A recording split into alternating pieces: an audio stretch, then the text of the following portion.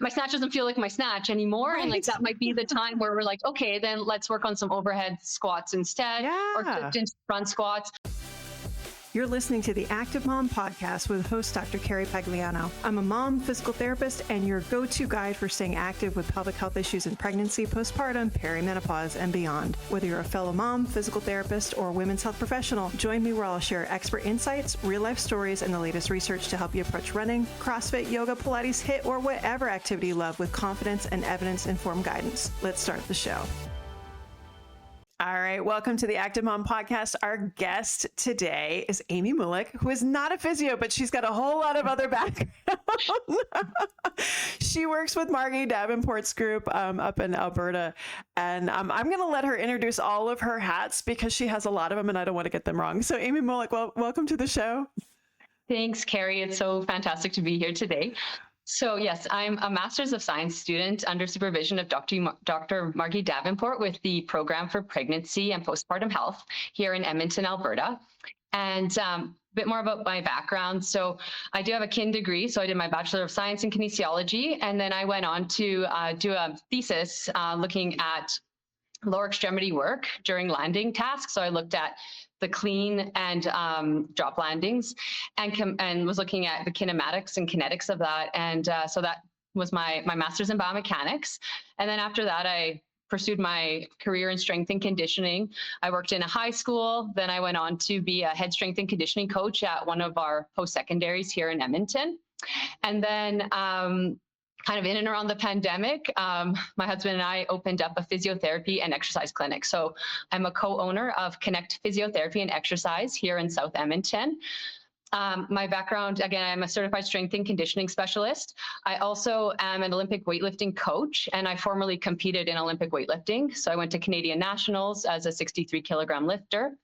I also got really interested in postnatal exercise around the time when I had my daughter, because navigating that time was really interesting. Like, again, coming from a background in weightlifting and strength training, I was like, what information is out there?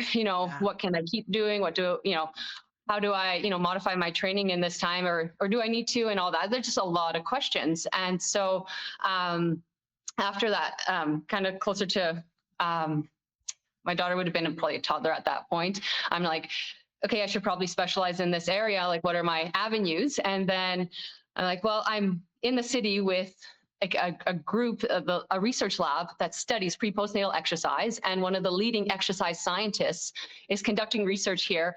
Perhaps I can explore another research avenue here. And so I enrolled in the master's program. But again, I'm linking it specifically to be able to, again, provide evidence-informed training advice to women in the postpartum, as well as during pregnancy and even like in the preconception phase, because we know that, again, there's a lot of considerations. And so that was my reasoning for going back to school and being part of this amazing research group.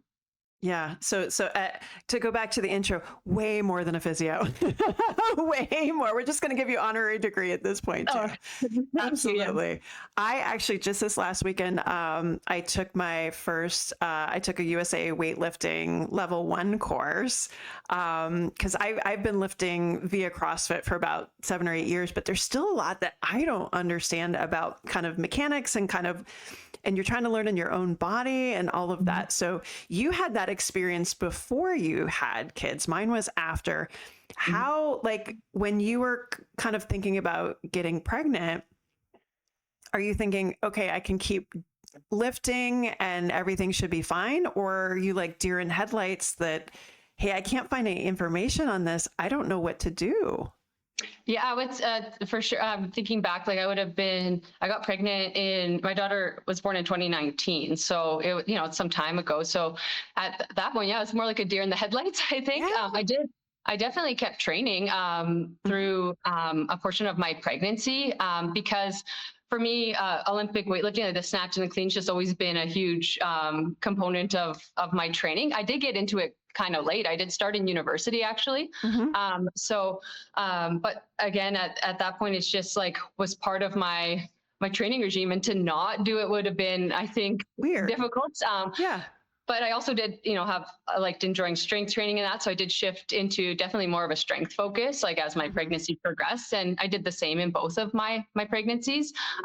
With my second one, again, we still didn't have now we have a bit more research. You had to make it. Yeah. But I think again, because women are demanding it, and we see again when I started weightlifting. Here in Edmonton. So my first competition, there was one women's session, with all of the weight classes. Now I look at the competitions that I coach at now, and, we have multiple sessions where like 50-50, if not sometimes even more women at our competition. So just like the growth and the exposure from CrossFit and that has really aided in that expansion of our sport for sure. So that is something that I have brought up a lot the last couple of years. And I think you can say that weightlift, like almost any sport, is, a lot of moms, especially getting pregnant now, they're like, why don't we have these resources? Well, if you go back not that far, women weren't doing Olympic lifting. They weren't it was just getting to be socially acceptable to do CrossFit, all of those things just showing up, and then get pregnant. Whoa, you're going to get judged. Or same thing with running, don't running pregnant. You're going to, you're going to shake the baby or whatever. And then you get support from your community. And then it's so much later that we finally and there's still people that are complete jerks and make comments and things like that. But postpartum, should you be doing that? Shouldn't you be home with your baby? Those sorts of things. And so that's where I think understanding the societal impact on all of this, we haven't been able to do the research because we weren't allowed in the darn gym. Exactly. Like we look at, when the introduction of women in weightlifting, even at the Olympics, and that was, so I think, now we're making progress and and it's, it's happening quickly, but we still, again, need more. Right. And again, thank you for, all your discussions here on your podcast, for continuing to this conversation, bringing awareness, education, and all that to pre and postnatal moms. Yeah, no, absolutely. Absolutely. So for you, I mean, when you were kind of working on something, we'll put the first one up here, just the impact of postpartum physical activity on cardio. It's a very long one. Cardiometabolic health, breastfeeding, injury, and infant growth and development, a systematic review and meta-analysis. Okay. For the average person, and hopefully if you've been listening to this podcast a while, you know what a systematic review is, a meta-analysis, but why are those two things very important to start? So sorry. I'm screwing you up. Just from a research perspective, why do we need a systematic review and meta-analysis? Yeah. I was like, this answer. I know you do. Okay. So systematic reviews, again, is studying and doing a full analysis of all the available research on a specific topic. Yeah. And so how much did you find? So my involvement, so again, we had a huge, my earbud just fell out. Okay, I'm back in. All good. So we had a huge research team on this. And so I was specifically, my part was on postpartum injury. And so we didn't see that with engaging in physical activity in the postpartum, an increased risk of injury. However, this is a very postpartum injuries are underreported, and we need a lot more research in this area. So, which I find interesting because, we're going to look at elite athletes, and then there were some specific case studies that showed some bone stress injuries and that, but, and then we look a lot at, there's a lot of running research as well. Right. And on the injury front, some reporting there of, hip and knee injuries. But we definitely need more in this area, but, engaging in postpartum physical activity doesn't increase your risk of sustaining an injury. Yeah, that's great. I'm sorry. I meant to put the other one up first, but we did this and we're good. So with this systematic review and meta-analysis, there were a lot of those that came out of your lab recently. Were any of the other ones you probably participated in this stuff going into the Canadian guidelines that just came out too, right? So yes, we have the new 2025 Canadian guidelines. So yes, I was part of the research team in the capacity with this systematic review, but also there was just a huge work of professionals and researchers, which is phenomenal. I think everyone's got to take a look at these guidelines. This is something that I think has we've needed for a long time, and it's really exciting. It was a extensive amount of work. I think over like 19,000 articles went in. Yes. To be able to again provide these guidelines for women, and a big takeaway is now not or having our postpartum Get Active questionnaire, so that women can be empowered to screen in to physical activity versus not necessarily needing that medical clearance, but being able to make that informed decision. But also, if something does come up, to go and talk to your healthcare provider. But I think Margie came in and talked a lot about the guidelines, so that's fantastic. No, there's so many, and that's where I sit and fangirl, because when I looked at the list, I think it just came out this week of all the people that were involved in that, and it's easily, I would say, 30 to 50 people. Like there's a lot. And I was like, I know that person and that person and that person, and just like smart people, which again, you guys are killing it up there in Canada with all the research, so keep it coming. We're a little muted down here in the States for a while, so thank you guys for taking up the slack. Oh yeah, no problem. All right, let's circle back. I didn't mean to jump ahead to postpartum, but we'll circle back to a study that you had participated in, looking at maternal and fetal responses to acute high intensity resistance exercise during pregnancy. And I think this is a really interesting one to start with, because one of the first things as a mom, when you find out you're pregnant, is you don't want to hurt your baby. And you don't think about yourself first. You think about, okay, your health in the context of, am I going to hurt my baby? And so I think any pregnancy research is always a little bit more complex because of kind of that fear. So tell us a little bit about this study and kind of what you guys looked at. For sure. This is some definitely groundbreaking research. This is many firsts in many ways. But yeah, kind of like you said, there's a lot of concern around safety and particularly engaging in higher intensity exercise. And so this is a study that kind of, I guess, to bring a bit more context to it about what we know already about strength training in pregnancy, is that it is encouraged by most like global guidelines to engage in light to moderate resistance exercise, but typically high intensity resistance exercise, or using the Valsalva maneuver, which is a breathing strategy or breath holding technique that a lot of resistance trained athletes use when lifting heavier weights. And there is, a lack of data on this in both the high intensity area, but also using the Valsalva maneuver. And so what we wanted to do was do a direct measure of fetal maternal response to heavy lifting in compound multi-joint movements. And those exercises were barbell back squat, deadlifts, and bench press.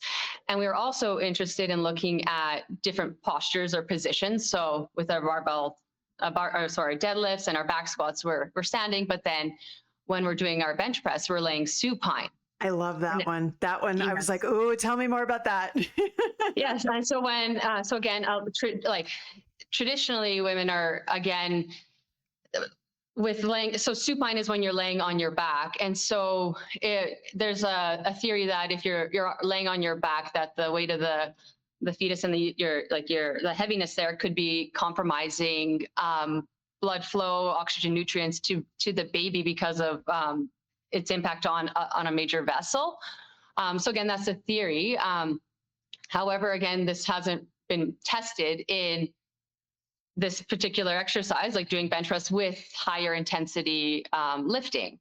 And so we wanted to, ask the question, well, what's the response of baby and mom when we perform these exercises? And so that was the design of the study. And it built on some of the work we previously did in our group. So Dr. Christina Privet did an online survey and found, again, that there was, and looking at women that were involved in resistance training during pregnancy, lifting over 80% of their 1 repetition max, again, that there's, they're having healthy babies, and that they're engaging in this exercise. And so this here, again, we wanted to do an objective, get high quality evidence to be able to, provide, and fill this knowledge gap that presents right now. Yeah, it's so funny. I feel like these conversations, on one hand, it feels very forward thinking because we're talking about, barbell and pregnancy, and we've never talked, and gotten this in the research before, but it also feeds back to some of these sort of antiquated conversations that I feel like they're just kind of stuck in a feedback loop. Is every, all the new moms, oh, I can't lay on my back. Oh, I can't eat, deli meat or, sushi or those sorts of things. And that's one of those things where like, it's hard because well, and now I can say there's a study, right? So like, hey, with a barbell, right? But in 26 years, I've had one patient that when she laid on her back, she passed out. And I think there was another medical issue going on, but she came in at like, and this was in the last year. And I'll always ask people, I'm like, look, are you comfortable laying on your back? Because my happiest place with both of my kids at 41 and a half weeks, I would wake up in the morning flat on my back because they were off my diaphragm and I could breathe. And I was like, thank you, Jesus, I can breathe. Yeah. But I always tell people, I'm like, if you're on your side or if you're on your back and you're not feeling great, change position. And it was this one patient that she's like, nope, I'm not going to do it. And I'm like, that's what I mean. Like, she was adamant, like, don't even try to do it. I'm like, great, we're not. Yeah. But I swear every round of new mom comes through and it's like we keep passing back the same outdated information and it just needs to stop. And so I think it's fair to be able to extrapolate something like this to be like, hey, we have moms that not only they're on their back, but they're exercising and they're lifting a barbell and we're good. And I would like to speak a bit about like the population, the participants that were involved. So we did recruit women that were resistance trained. A lot, Right. They did have actually quite like many years of experience and lifting like moderately heavy weight prior to pregnancy, and they all were very familiar with performing all of these exercises. And we screened them in through our Get Active questionnaire for pregnancy. Okay. And so we did go through that too, again, if there were any relative or absolute contraindications. So any like medical condition or reason that they shouldn't be engaging in exercise, we were able to, we did screen for that. And we also, again, recruited also over 20 weeks of gestation. So women in our study were late to second trimester to early third trimester, which I think is an important, again, some of our findings and linking that to that stage of pregnancy, I think is really interesting. Just given that, again, like you kind of pointing out that just in the prenatal space, there can be a lot of like if you're afraid or uncertain or just, again, can't get that reliable information that you might be in a situation like, let's say for an athlete or that, like, avoiding deconditioning or like, avoiding something when perhaps like you could continue on with your regular training, again, considering, all these factors, healthy and like cleared in for exercise and that. But again, that the fear of movement or avoidance of movement. And then what are those implications of not moving is I think something that's a good discussion. Well, I think we're finally at the point that we can ask that question of, okay, now that we have women moving, what are the implications that we don't? And is that actually the thing that we should not necessarily fear, but is that the thing that we should be more concerned about? And that's where I think so much of this data and getting more of it is so helpful. For bench press and I are still learning to be friends. And because the first gym I went to, we didn't do it at all. And so the gym that I go to now inevitably shows up for probably like an 8 to 12 week block, at least once a year, which is not my favorite, but I'm learning to embrace it. But part of the issue for me is like, I really didn't understand, and maybe you can speak to this in pregnancy, is like, you need a lot of hip extension. You need to be able to put a lot of weight down through. And a lot of women I think the form, you're getting more in a back arched position to get up off the bench a little bit. How do you do that with a pregnant belly, just out of curiosity? So when you look at like a powerlifting style of bench press, they typically have, they develop like quite a significant arch and they do that to like really minimize the bar pass so they can like lift as much weight through a smaller range of motion. In terms of like the general bench press, so definitely like getting in your later stage of pregnancy, getting on and off the bench might be the most challenging That's part. Right. That's right. You know, the movement to some extent. But like there's ways to, pretend like to, potentially make it more comfortable with, again, stacking, because benches are also designed not for everybody, like for your height and your leg limbs lengths. Oh my goodness. And again, making those modifications. But yes, like good bench technique. Yeah. Like you're saying, it is more like a full body exercise, engaging with the hips into the bench, upper back, and that. So I do know, like for the athletes that do tend to train with the barbell exercise, like I would say that probably shifting in when your body is changing might be easier versus someone that is doing it more generally. So again, if it like really when you're going, if you're not getting, this is more, again, maybe more from my like coaching perspective. Like exactly. if something doesn't feel like you're in a good position or you're going to start changing your mechanics so much, then I think it's worthwhile shifting into different, like, just do incline then, like let's bump it up a bit. Much easier to get into that position. But again, if you're, if you are an athlete that, might be training in bench or like competing in it before or after, like again, there's some considerations there. But I think that we do see a shift in how we perform some movements. Again, we would probably need to do a bit more, just from my biomechanics background, like actual like kinetic analysis of those changes.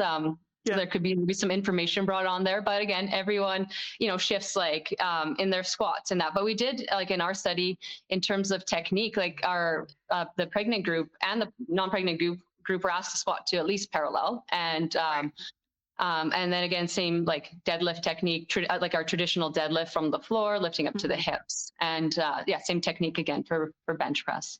Yeah, no, I love, excuse me, I love the fact that you're like, well, here's a little bit from the research, but this is a little bit from my coaching, and it's a good mashup. I love when that happens. And oh, by the way, we need to treat the person in front of us, and kind of be able to pull what we need from the different areas. I think is so smart.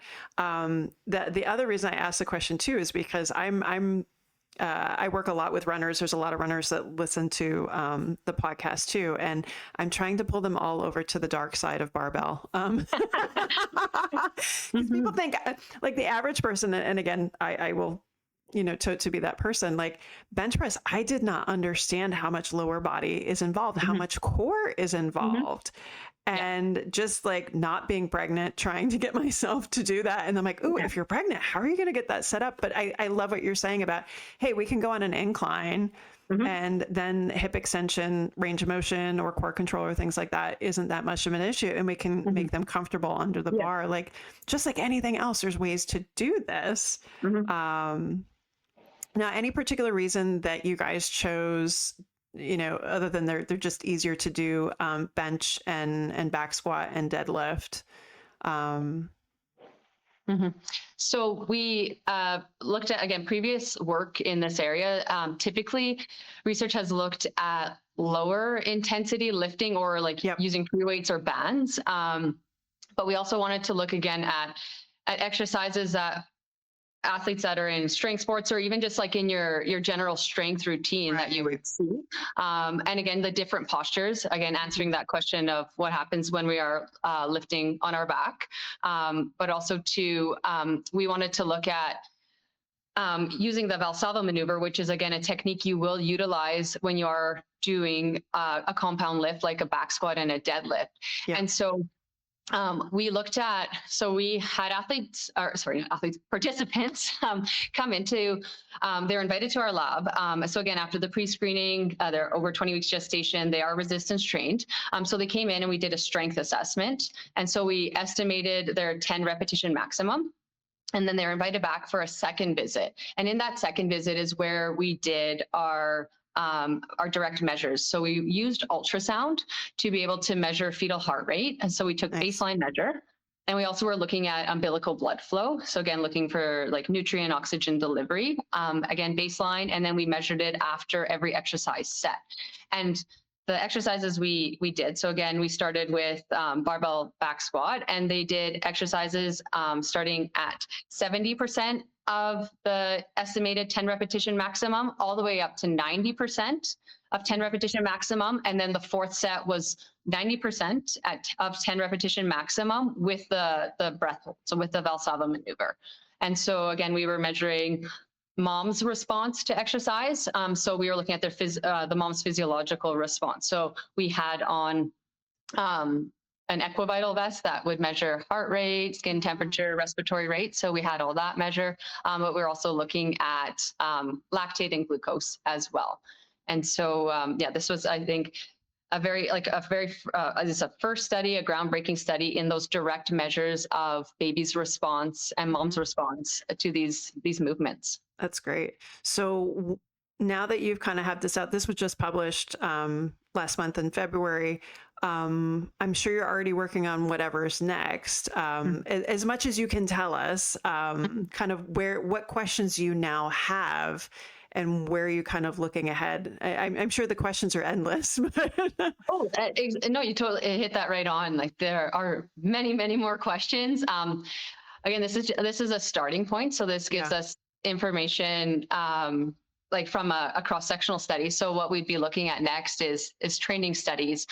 We could be, again, looking at recruiting participants at, again, across the gestational time point. So here, again, we recruited over 20 weeks. But again, what happened, like what if we were to do a training study over, like right when someone finds out they're pregnant, all the way through, incorporating in potentially postpartum. There's really a lot. It's endless, yeah? Yeah.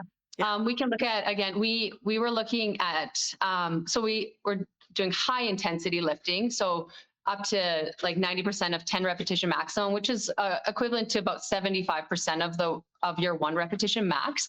However, we do know that women want to train at different intensities. So what else? Another area of interest would be looking at higher intensity lifting. Let's say over that, 80, 85%. Again, different repetition ranges, things like that. So there is a lot of questions to continue to ask, different, even bringing in different exercises and things like that. But really, this is a great starting point. We're grateful again that this is out. This is open access, so anyone can read this article.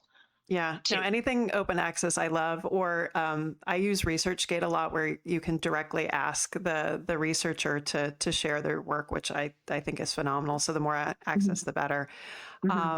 So I'm going to switch hats for you for a second. So let's say, with your biomechanics and your strength and conditioning hat on, if you're training somebody, what are the things that you are thinking about when that client walks into the gym that you've been working with, and let's say they're finally telling people they're pregnant, so they're just into that second trimester? What are the questions that you are asking? What are the things that you're thinking ahead about, kind of potential modifications, things like that? Just like in general understanding, obviously everybody's a little bit different, but like how is this shaping how you're working with your clients?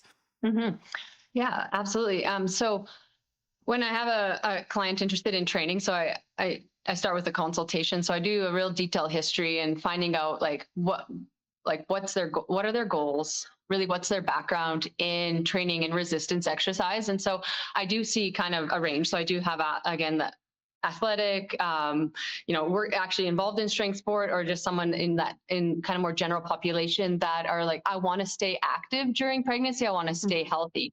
And so I think it's really important for me is being able to, find out where their goals are, and then also to just where they're at. So in terms of like comfort, so kind of everyone's different when they find out they're pregnant. Sometimes even, our best intention be like, I'm not going to get, too worked up about things or that, but then, that can often be, I'm sure you probably see that with a lot of your patients and clients is, again, a bit of uncertainty in that, but just finding out what they're comfortable with.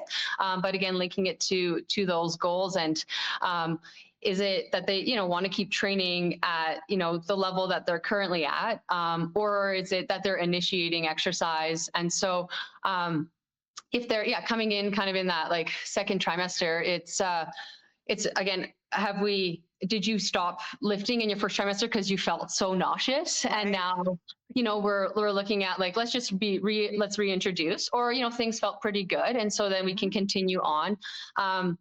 As a coach, I prioritize always, how we're lifting. It's not always really how much you're lifting, but like, are you able to lift, through full range of motion and that, but as we do progress through pregnancy, sometimes that range of motion is taken away.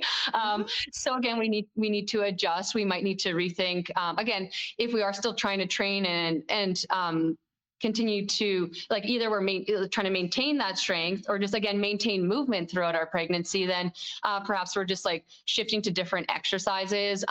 If anything comes up, sometimes, with the pelvic girdle playing around, ligament pain, sometimes we're just making some adjustments in the meantime, but then, we can reevaluate. So I think it's being flexible, but also having, I think, a program, like something that is structured to follow, is also helpful, but knowing that for that day, you might need to adjust, and whether it's empowering your clients to be able to make that decision on their own, or if they just need to like text me or email, be like, hey, Amy, what do I need to do here, is important. But everyone's going to be different on how their body feels. So I think, taking a really individualized approach is very, very key. But also, again, with this research that we've done, I think gives reassurance, knowing, again, that we looked at healthy resistance strain pregnant women. They did the study. We didn't see any fetal distress. Baby's heart rate didn't change from baseline to after these exercises. And so I think, it's again, the starting point here, and we're going to keep building off of that. Yeah, no, and it's funny because on one hand, I think probably, enough of us in this space, anecdotally could be like, yeah, we kind of know this to be true, but it's something completely different to be like, no, we've done the research. We've got good evidence here, enough that we can publish this to say, and just kind of pad that a little bit, and support our experiences. It's really, it's fun to be in multiple worlds.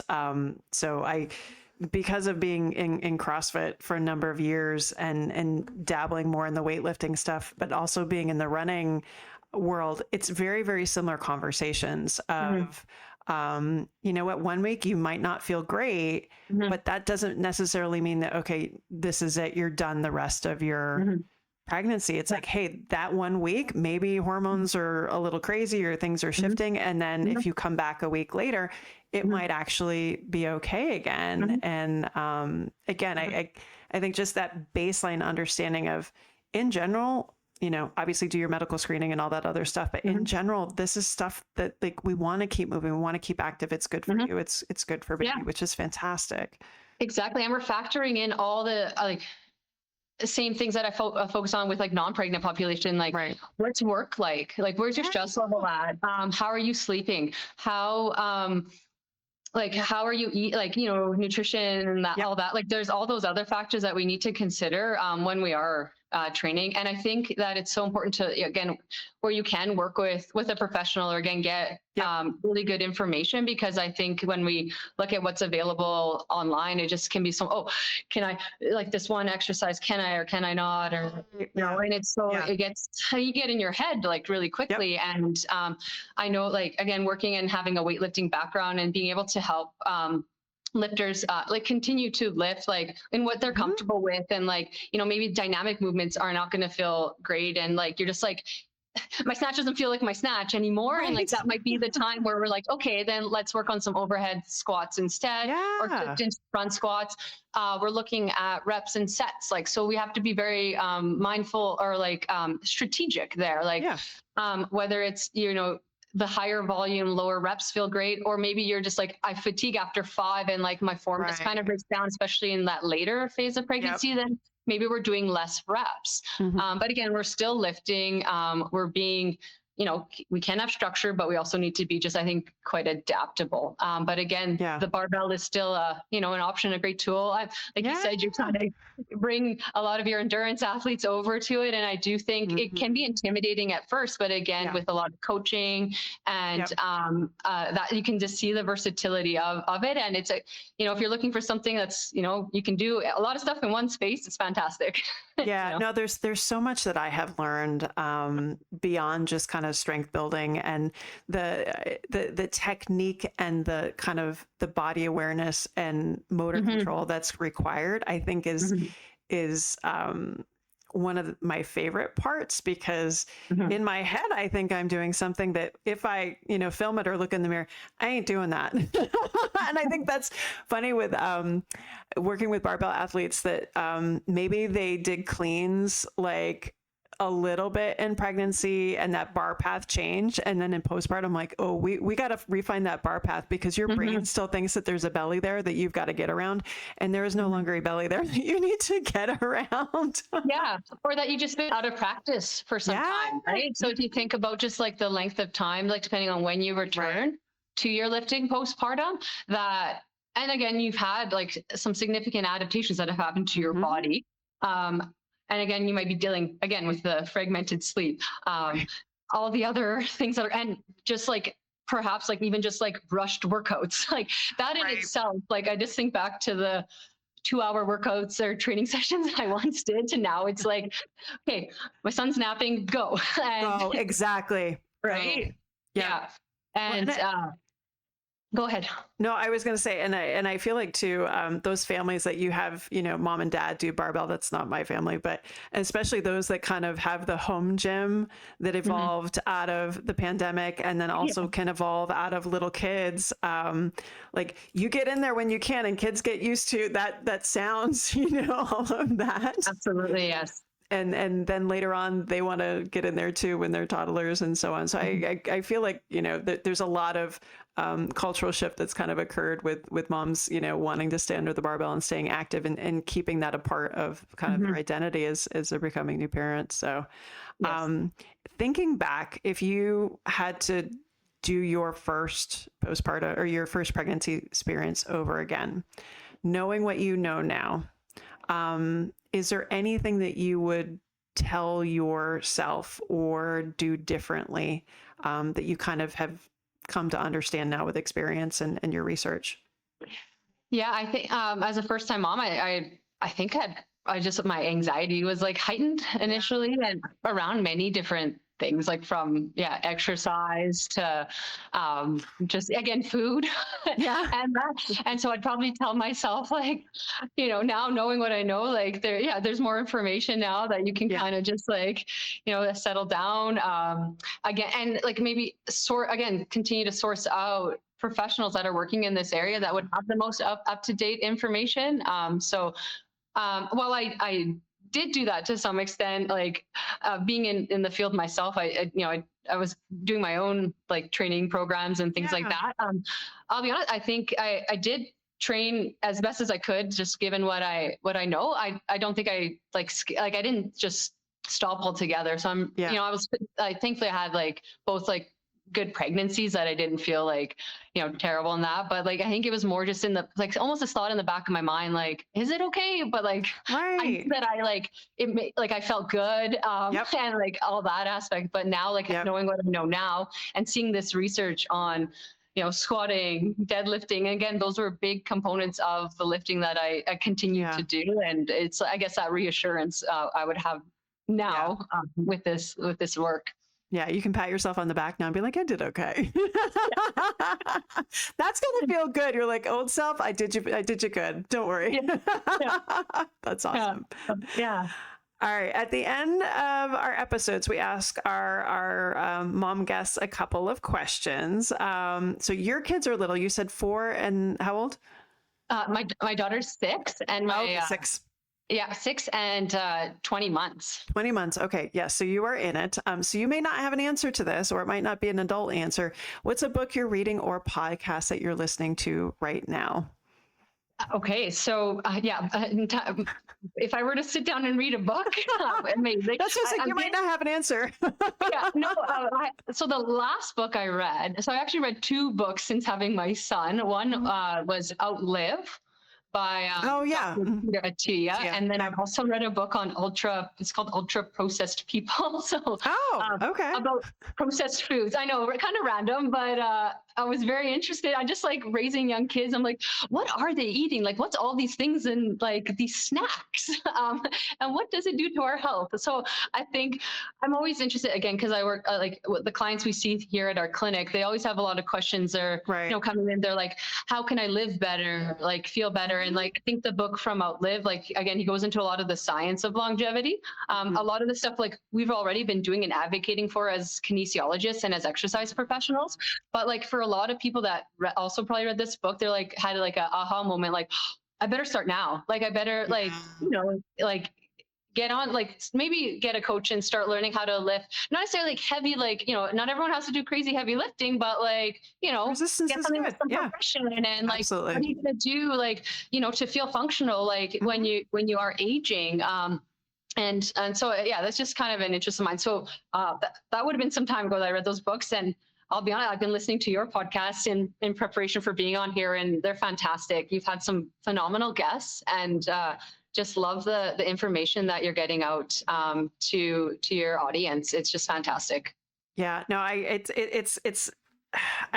initially was a selfish endeavor that I got to talk and hang out with a lot of really smart people. And the more people say, hey, I've listened to this, I had a patient in yesterday.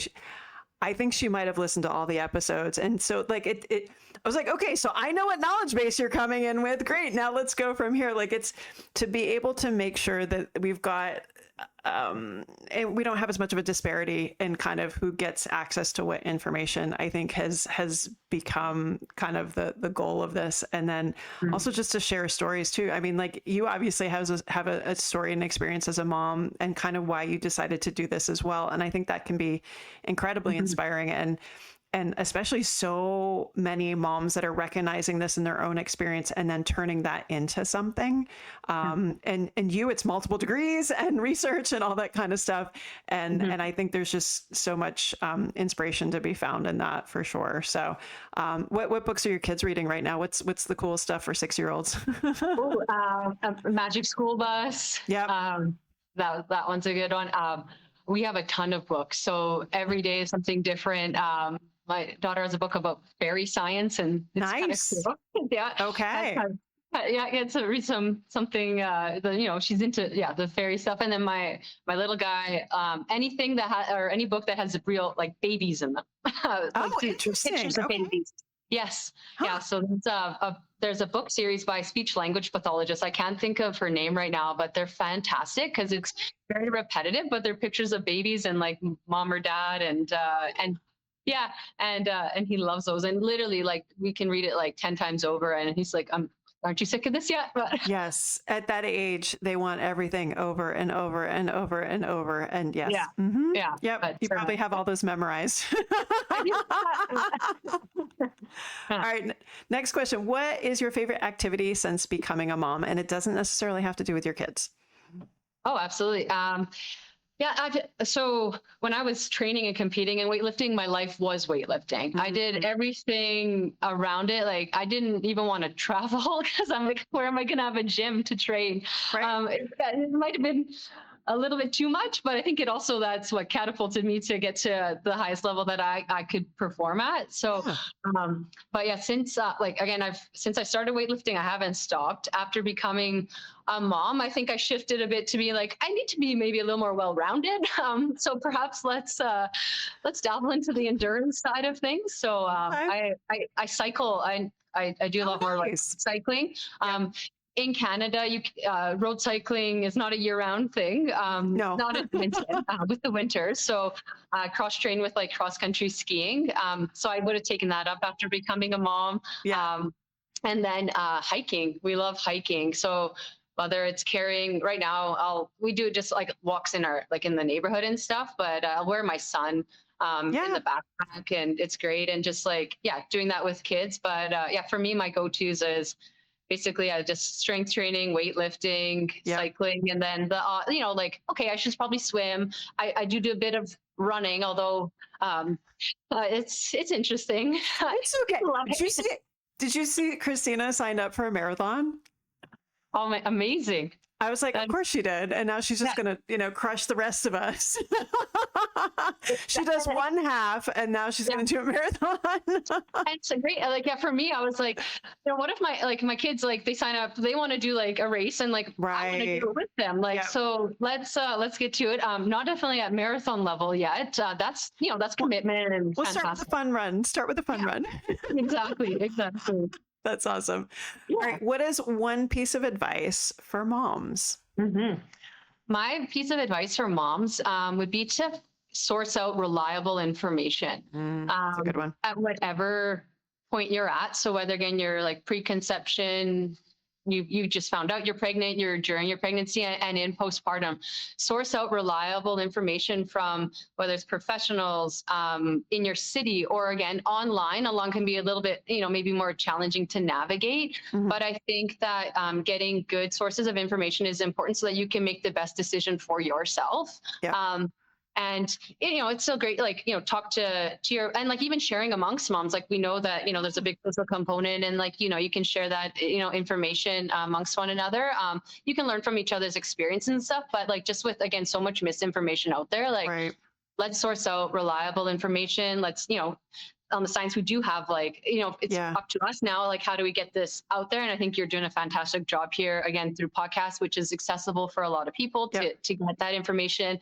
We can kind of take, again, a lot of the complicated, my earbuds falling out again, the complexity, or like a lot of maybe some of the jargon, and let's like break it down so that it is more digestible for folks, is important. Yeah. No, and I think that's great information all the way through motherhood. I mean, my kids are teenagers now, and diving last year headfirst into perimenopause, same thing. So whenever you finish up with your pregnancy postpartum research, just keep kicking it forward to the next P, because that it's same thing. We're in the wild west of trying to understand what's going on, and just getting good solid voices so you can make good choices. So I love that. Exactly. I think, we're making strides in women's health at this point, but again, there's still so much. But you hit a good piece. And like, so my master's project is, I'm looking at postpartum. So I'm going to be looking at the impact of resistance exercise on postpartum bone health. And again, because I think we do see physiological changes in bone that happens during pregnancy and into postpartum. And I have, again, the strength aspect. I always like, well, if I can study weightlifting or strength training, I'm on it. I love it. Okay. So, and I think we got to keep answering those questions all the way through during these transition points where like women's physiology is changing, is disrupted. What can we do with it? What accessible strategies can we implement for women to, again, help mitigate these changes? And again, if we look just even from the benefits that we see with exercise from a mental health perspective, and that, like, knowing for moms too, like I know I do a lot of it more for that than maybe for the physical aspects of it. It's like how you feel after you move too. That's important. Absolutely. Yeah. All right, this is going to be a tricky one because you're just going to name everybody in your lab. The challenge I give people is tell me somebody I don't know. So who is somebody in your space? It could be resistance training. It could be pregnancy postpartum. Who's somebody that we should know about? And this is how I found out about you. So you've got to pay it forward now. Find somebody I don't know. So my colleague Brittany Matinchuk, she's a PhD candidate, and she is looking at sleep disordered breathing during pregnancy. And her work is incredibly interesting. And again, we talked about in our conversation today a lot about exercise, being active in that, but also we need to look at what are the impacts of disrupted sleep during during our lifespan, or particularly during this time, on our health. And so she is looking at that, and it's really interesting. So I love what our group is doing. I could talk about them all day in our lab, and it's awesome just between all the graduate students, postdoc work, and the work that Margie is doing is just fantastic. Yeah. And again, I love that you're hitting all aspects of these kind of zones of transition, because there's multiple ones for women. And obviously, postpartum, you've got sleep changes that are, thrust upon you. And then later on with hormone changes, you've got sleep changes that are thrust upon you. And like, these are things that we're just going to go through. How can we understand it better? How can we understand how the implications on other aspects of our life, and what things can we do to potentially make some better choices that are good for us? So I love that. Yay. Okay. So I got to go find Brittany now. Nicely done. Good job. Thanks, Carrie. All right. And then last one, what does it mean to you to be an active mom? An active mom. It means everything, actually, to be active and to be a mom. For me, it means choosing to exercise while my son naps, while my house is in complete disarray, and being like, you know what, forget that stuff. You know what? Nice. It's not going anywhere. But like this time for me is critical. And obviously, like, again, I've set up my environment in a way to make it easy for me. I just hopped, go to my basement and that. So for me, being an active mom means that, like, throughout, like, since becoming a mom, knowing that, like, I'm going to stay active and I'm going to figure out how to make it work for me. I am still going to be ambitious in my goals, but also respect the time that I'm in, and just like, maybe at times, like, being like, oh, this is harder than I thought it was going to be. Or maybe like, okay, like in postpartum, like, gosh, why? Like, again, like, I want to be here, but also being like, you know what, I will get there. Time will get me to that point, and just knowing that. But it's, again, coming from like a competitive background in athletics and in strength training, that, like, I've kept it up as a mom, and that is something that cool. I've been able to do, but like, I've just maybe found different outlets for it. It doesn't look exactly the same. It does look different, but I love it. And, I think I just encourage all moms to figure out what they love to do and just keep doing it. And, whether it's, you need to, again, find a coach to do it or find a group, but like figuring it out and like, make it that priority, but you also got to like work around, to make it happen. And, it can be, I know there's huge barriers, again, for like, again, on the postpartum side of like, do you have that support to be able to, go and work out and finding that time? But for me, it's being active, but also like, again, being a bit of like competitive, like what's next for me, and like, how do I get training for that? And I think that's important. And that's something I bring to all the clients I work with, whether, again, they're athletes pursuing like specific, very targeted goals and that, or just, the everyday, I want to feel good. I want to be active with my kids. Yeah. I love that. All right. If you guys want to know more about Amy and the work that she's doing and her gym up in Alberta, you can follow her on Instagram, Amy Moolyk.